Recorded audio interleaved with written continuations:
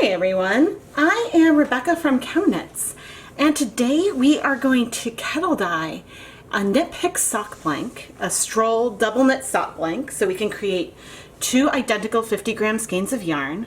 And we are going to dye this using some Tulip tie-dye dyes that we just mixed today. So they are leftover, but we mixed them fresh today from, according to they haven't been diluted or anything yet.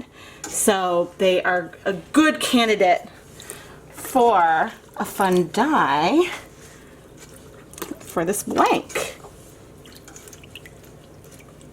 So obviously I had not pre-soaked the blank, but I just added maybe 6 cups of plain water to this dedicated non-food dye pot.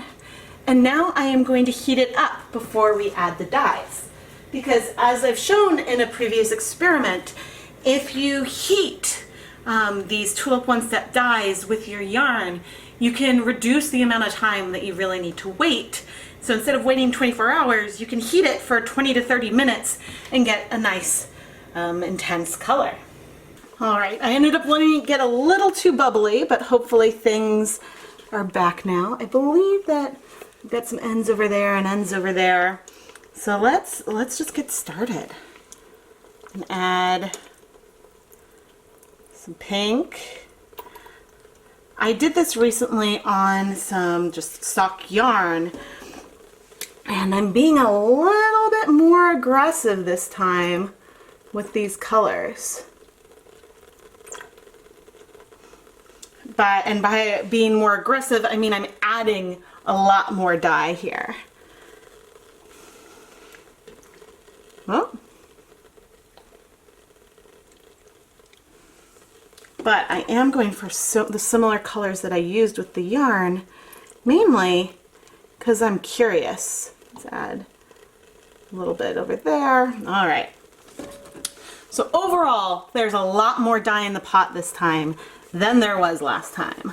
I think we've got some air bubble, and I know that poking this in is sort of messing up my pattern a bit, but I'm gonna let that one go. But now I'm actually just gonna cover up this pot, keep the heat on extra low, and let this sit for half an hour and sort of see how these colors spread out. It's been 30 minutes. And whoa, those colors have spread. We've got a very blurple kind of thing going on with some splashes of pink. This is cool. There's a lot of dye in there. You can see sort of in the puddles that the dye has not cleared, but this isn't really a surprise at all. We can't really expect the dye to clear with this sort of technique. But I have turned off the heat, and so I'm going to let this cool down a little bit before I remove it. Alright, I ended up not letting this cool off very much at all. I am going to pick it up and place it in a metal pan and let this, ooh, it's hot, cool completely, so that way I can wash it. Alright, let's wash our blank. It's not surprising to see some color come out right away, but I'm not even wearing gloves right now because I'm imagining that most of the color that is left behind probably will not bind to my skin. Yeah, my hands are clear. Probably inactive at this point. But I think this blank is really, really cool. And I'm really happy. The colors are deeper than when I did this with the sock yarn. But check it out. The water is clearing so fast. This would not happen if I let this sit overnight. And I'm not even sure if I would get colors this vibrant if I let it sit overnight. Anyway, now add some dish soap.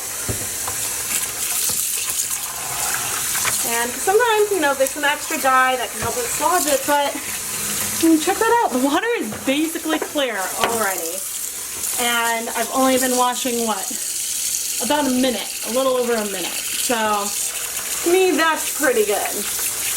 All right, I'm gonna go ahead and wash this blank a couple more times, and then we will hang it up to dry. Here is the finished dry sock blank, and it's really, really cool. With the pink and some of the purple, you can see a little bit where we had sprayed it onto the blank. There's some evidence that some of the color struck really quickly, but overall, these colors spread out a lot, and I don't think that there's really any white left on this blank. I think that we had really great saturation of color here. If we flip the blank over, you can again see that there's really, really nice color penetration, but we will still have some gradient and some speckling to this yarn because of these little patches of color on the big story. And I think that this will turn into a really, really stunning shawl or pair of socks or something like that. I am really curious to see what the yarn gradient will look like, so we need to unravel it. I just unraveled the blank onto the newest member of the ChemKnits family. My electric skeinwinder does not have a name yet, but let's take a closer look at how this yarn unraveled. I think the Nitty Knotty might give a little bit better of a view of how the yarn comes out, but we've got a mostly solid blue section followed by the purple with some hints of pink, another blue section, and then a purple section with some more pink towards the end.